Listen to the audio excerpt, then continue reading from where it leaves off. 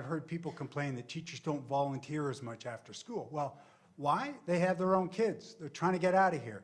And the same with our municipal employees. It's kind of hard to hear that because I've never ever been on an empty bus. Like hearing all these empty buses, I don't think I've ever been on an empty bus. Nailed it. He just nailed it. With an articulated Beeline bus, even if only 30% of it is filled, that's over 30 people per bus and hundreds of vehicles taken off the road every single day.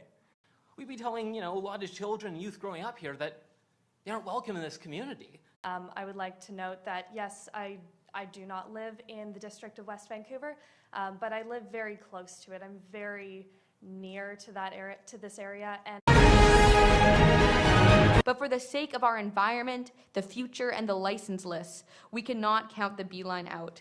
Honestly, the shared bus lanes are the only thing we have coming in the near future that's actually going to improve travel times to downtown. Thank you.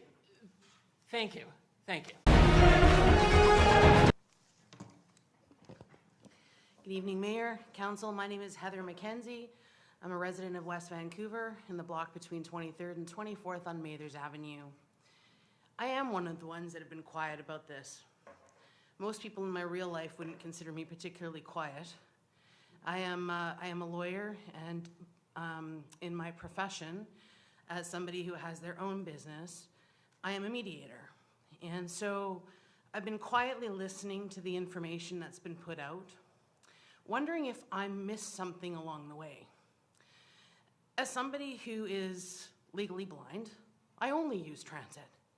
I've lived in this community for over 40 years, and I ride the bus from 24th and Dunderave every day to destinations across the North Shore, as well as other destinations throughout the GVRD.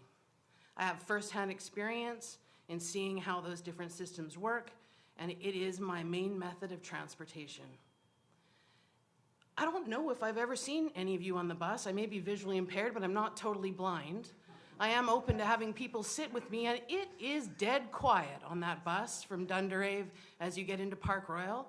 I'm a bit perplexed by some of the statistics that have been put forward, because I think, gosh, if someone got on the bus, I would have been the only one to talk to, and you could have asked me a little about the experience of that. I have a child at Irwin Park. I have a son who's visually impaired in university, and I 100% hope that there may be some way for my children to be part of this community. We ride the bus together, and it is vitally important that we have a wonderful, progressive, forward-thinking transit system. That we are able to balance these interests is not an impossibility. And yet what happened, I regret, from the beginning of this process is the consultation came too late. I thought maybe I had missed the great calling some time ago to say, come and talk about how to improve our transit systems so it's accessible for all.